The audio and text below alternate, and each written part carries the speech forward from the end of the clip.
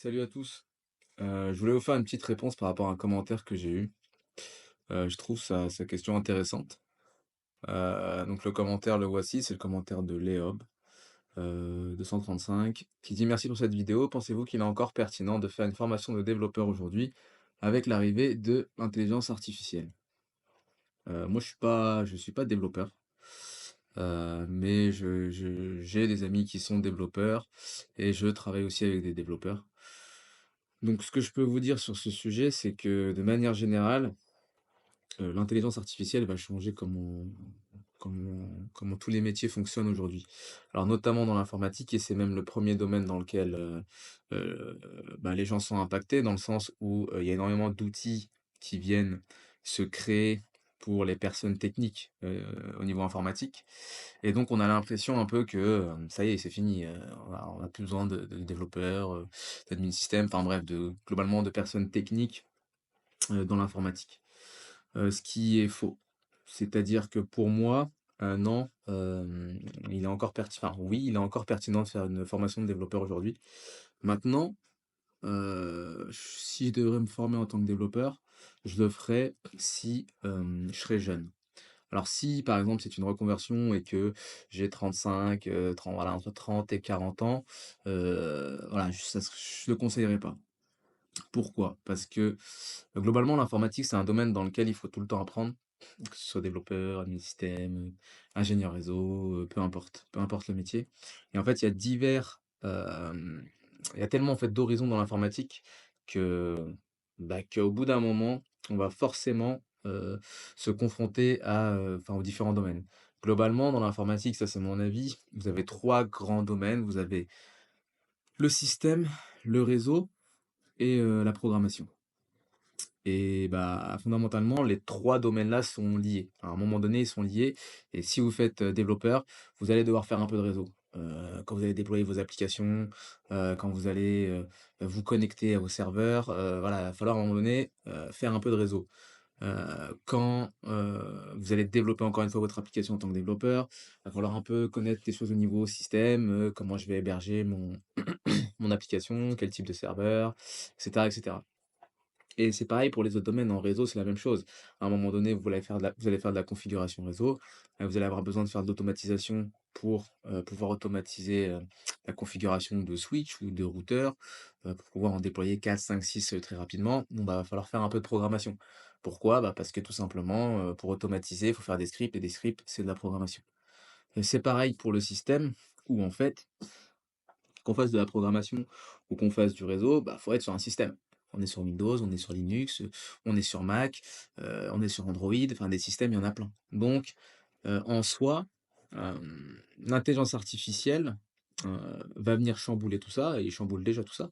Mais, ce qu'il faut se dire, c'est que la manière dont, heu, il faut partir sur cet apprentissage de la programmation, c'est-à-dire formation de développeur web ou autre, c'est de tenir compte de l'avancée de l'intelligence artificielle et donc d'utiliser ces outils pour apprendre la programmation, mais en plus apprendre d'autres choses liées à l'informatique, qui est du système, qui est du réseau, ce qui vous donnera en fait plus d'étoffe et c'est ce qui va arriver, je pense. C'est qu'étant donné que rédiger du code, ça sera une tâche faite entre guillemets «majoritairement» par l'IA. Vous allez être un peu un superviseur de code en fin de compte. Donc savoir programmer, c'est important, mais en fait, savoir architecturer son application, ce sera encore plus. Donc vous serez un peu comme un maestro avec l'intelligence artificielle, ce qui vous empêchera pas, d'être développeur. Parce que d'être développeur, voilà, faire un site web statique ou un portfolio, voilà, effectivement, je sors une intelligence artificielle, un ChatGPT ou n'importe quoi, il est capable de me faire une page, mais derrière, il faut la déployer la page. Il faut la maintenir et ça, c'est des applications basiques et simples, mais une vraie application type que vous utilisez tous les jours, type YouTube, type Netflix ou type application métier pour une entreprise, à un moment donné, il y a des choses, qui peuvent être faites que, entre guillemets, «par un humain», dans le sens où il a la maîtrise du sujet, la maîtrise du métier et les demandes sont tellement spécifiques, dans le métier de la programmation, parce que c'est des demandes clients, que, faut savoir s'adapter. Donc si on ne comprend pas l'architecture complète de son application ou du moins qu'on ne fait que demander à un prompt de générer l'application, ben, c'est impossible, quoi. On peut pas la maintenir à long terme. Une application, on l'utilise pas 2 semaines, quoi. Donc pour moi, se former en tant que développeur aujourd'hui, ça reste viable parce que c'est un chemin pour entrer dans l'informatique, tout simplement. Il y a des autres, il y a système, on peut faire aussi, du support, on peut faire, comme je vous l'ai dit aussi, du réseau. Il y a plein de chemins pour entrer dans l'informatique et encore là, je vous parle de l'informatique, vraiment que je considère dans la catégorie informatique, mais après vous avez tout ce qui est adjacent, tout ce qui est, monteur vidéo, donc on utilise des outils informatiques. Vous avez, graphiste, vous avez designer, donc c'est des métiers qui sont liés tout de même à des outils informatiques et qui ont évolué avec le temps parce que ces métiers-là existaient, mais on est venu les agrémenter de ces outils qui étaient l'ordinateur, qui étaient des logiciels type, Photoshop, des choses comme ça. Et ben, aujourd'hui, le métier de développeur, en soi, il va être pas mal, impacté par ce genre d'outils qui va permettre en fait de devenir des super développeurs quand on est développeur, tout simplement. Mais si on n'est pas développeur, on saura faire une page, ou 2 et potentiellement la déployer si on est débrouillard, mais vous ne serez pas capable de maintenir une application sans apprendre réellement à programmer et sans savoir ce que fait votre code. Donc oui, c'est toujours valable.